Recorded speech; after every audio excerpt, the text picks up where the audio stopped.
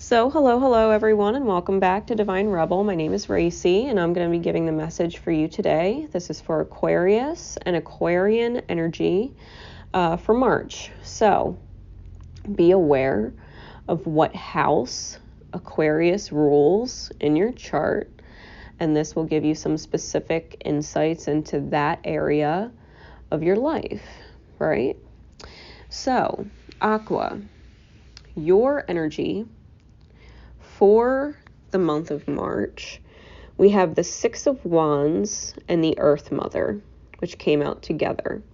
And I immediately heard victory for the mother, right? Victory for the mother. So if you're a mother, just know that there's a certain victory assured for you, especially if your family tree has been suffering, right? Or has been less than full, okay? That you feel there is a certain barrenness or coldness or stagnant energy that's been recovering as far as your family goes. This is going to be a victory for you and your ability to receive and birth into the reality what is due to you.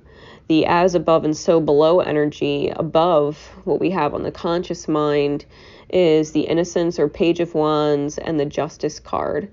This is about a reinvention of the reality, a reinvention of the self, and justice, right? Absolute justice and victory wreath, right? We have this victory wreath, these victory laurels on the Justice card.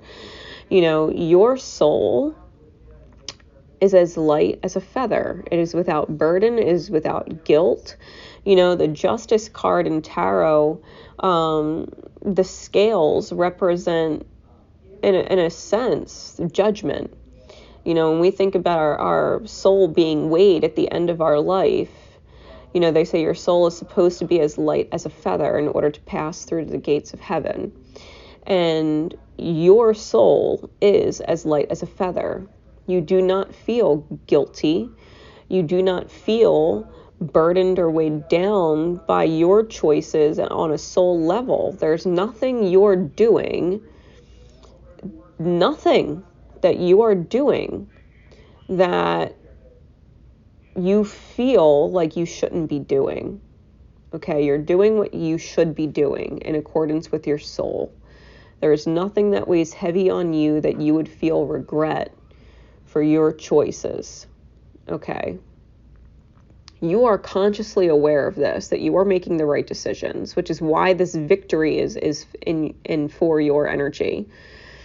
The below energy, we have the Ace of Swords and the Innocence of Swords, or the Page of Swords. And I feel as if, and I got this vibration with the Innocence of Swords of beginner's mind.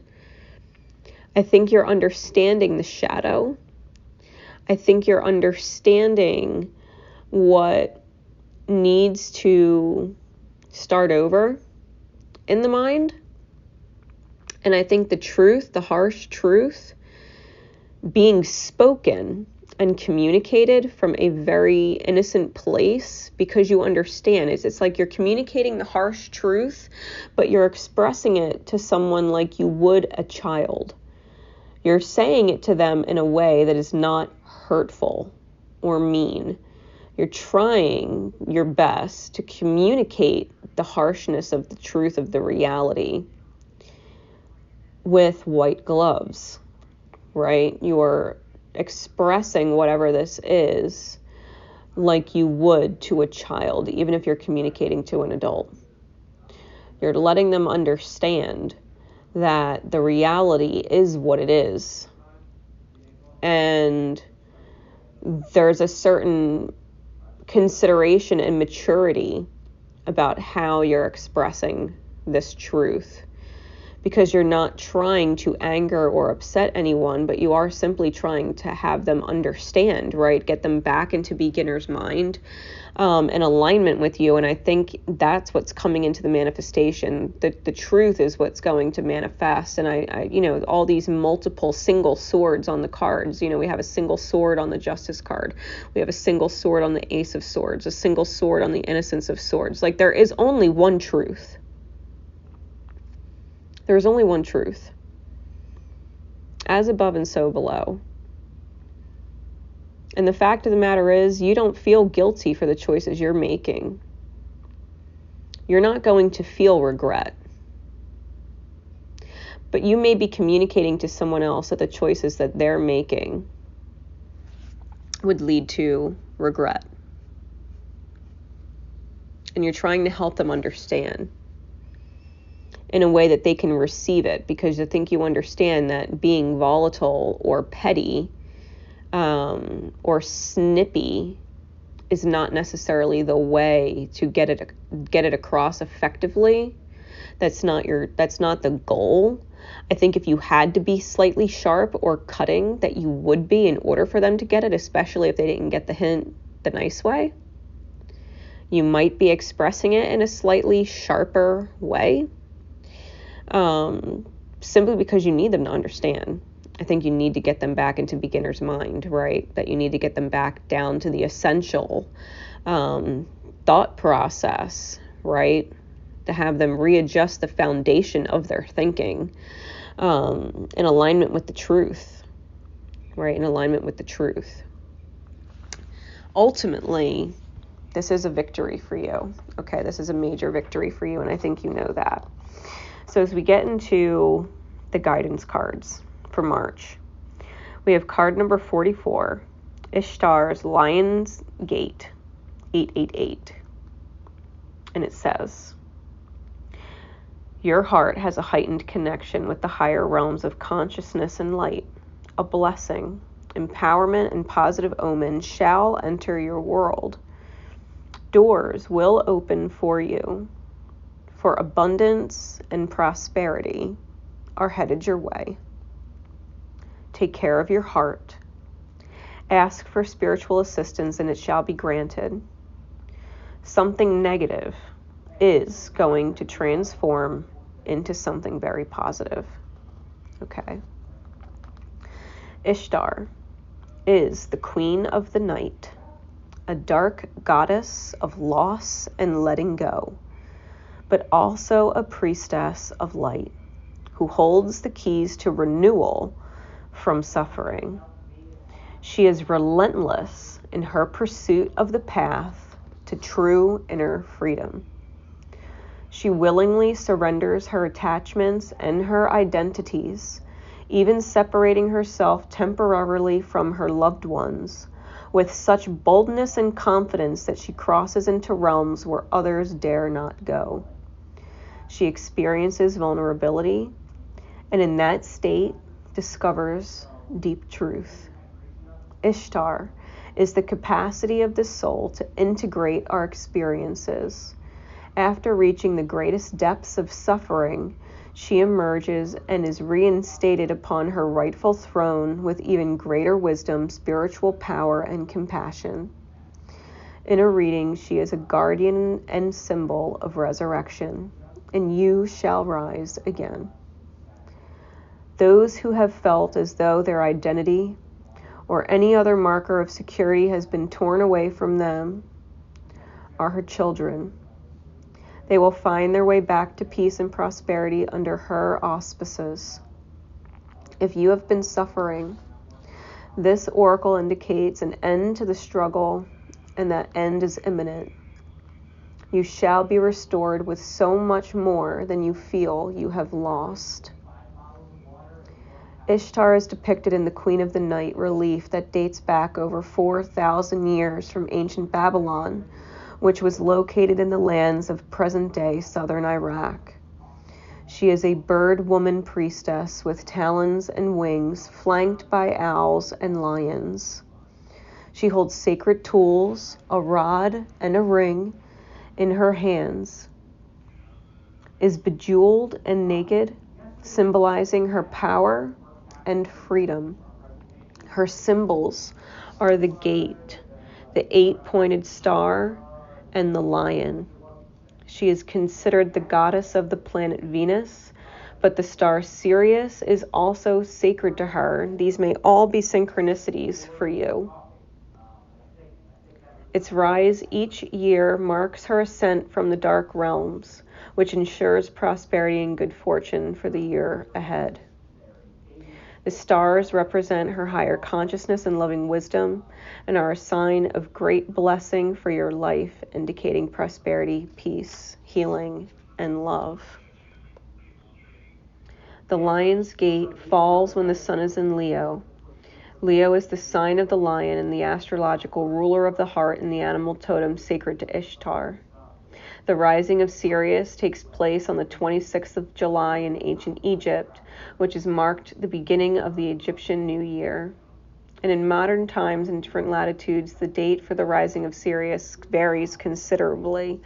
Nonetheless, the 8th day of the 8th month is considered especially potent, and when combined with the 8-pointed star of Ishtar, the numerical frequency of the spiritual portal or doorway that opens on August 8th becomes 888.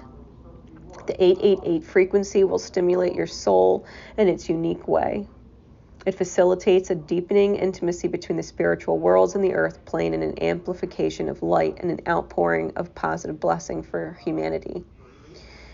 It is believed many, if not all, cosmic avatars who come to earth as advanced spiritual guides hail from Sirius and make their blessings increasingly available to humanity during the opening between the worlds. This oracle brings a message of a breakthrough and healing, of a significant lightening up of your life, and the end of a deeply challenging cycle. There is a special divine dispensation augured by the oracle of Ishtar's Lion Gate. Where hope has been difficult to find or all seems lost, the light shall return and beautiful blessings are destined to unfold in your life. You may also want to look up 888 hertz as a healing frequency to listen to. Okay. If you've been going through a time in your life where it's been hard, this is about understanding that the justice is coming in to balance the scales and return you to a state of light, a state of peace, right? A state of harmony, a state of blessing. What you feel has been lost or is impossible to achieve, that you've been up against a wall, feeling like nothing has been changing and everything's been stagnating and it's always hard. This is the cue to understand that better is possible, that we make it possible with our belief that it can be, and that we can take actions in accordance with that belief, that we can believe it will get better. You know, Aquarian energy is known for its ability to detach, and sometimes we have to detach ourselves from the negative reality in order to fully embrace and attach to the healing that is Aquarian energy, the light, the greater purpose. There is more. There is more than what we are letting go of that we can bring in, right? That we can make manifest. The other cards that came out for you with guidance from the Oracle of the Unicorns is Beloved and Polarity. Prepare for your life partner. Romance is returning to your relationship. Believe that you are lovable. Believe that you are lovable. It may be very difficult for you inside to really see yourself as a lovable person. Maybe you weren't truly loved by your parents. Maybe you didn't feel loved by your parents, and maybe that dark shadow has haunted you for a while and manifested in your reality for a long time. You have to understand that who you are in your light is lovable. It's very difficult to love the shadow. It's very difficult to love a person who insists on believing the shadow that they are not lovable. But it is very easy to love someone in their light. So detach from the shadow. Integrate it into your light. You know, polarity, it says, integrate your shadow side. There can be no light without dark. There's a reason why we went through this dark period. Understand the law of polarity. You know what? This card has come out in a couple readings, and I told people, visualize the dark energy within your body. If you close your eyes, visualize the dark energy within your body being pulled out of your chakras, being pulled through your arms, through your hands, and manifesting as a ball of dark energy in your hands. Pull all of that darkness from your being and let it manifest into a ball of dark energy in your hands. That's your shadow. Then allow yourself to visualize your heart chakra glowing with bright light. And allow that light from your heart to move down through your arms and through your hands and into the ball of darkness. Allow the light to fill and consume the dark energy until there is nothing dark left. And the light from your heart has filtered through your arms and through your hands and into that ball of darkness until there is nothing but light left. See your darkness transform into light. And when it is completely lit, you take that energy that was your shadow, that is now your light, and simply place it back into yourself. Integration of the shadow means bringing the shadow into your light, integrating it into the light. Bring light to the shadows where it's hard for you to see. If you feel unlovable on some level and somewhere in your subconscious that you're manifesting a reality that you are not lovable, that you are rejected, that you are being rejected because your actions are what they are. Return to a place where you know you're lovable. Return to a version of yourself that you know is lovable and reject the actions that create an unlovable version of yourself. Reject the actions that would create an unlovable version of yourself. Stop validating the shadow that says you're unlovable. And remember, your remember card is respect. You value everyone's unique perspective on the path to love. If someone's not seeing eye to eye with you, it doesn't mean they're wrong. Doesn't mean they're wrong. It means they're seeing things from a different perspective, and there's something valid there. There's something valid there. Maybe you do need to separate and do your own thing and not worry about certain things that would reiterate that you're not lovable or that you're not worth loving. Maybe you need to just let that be and remind yourself that you are lovable and do the things that are lovable, whether you get recognition for that or not.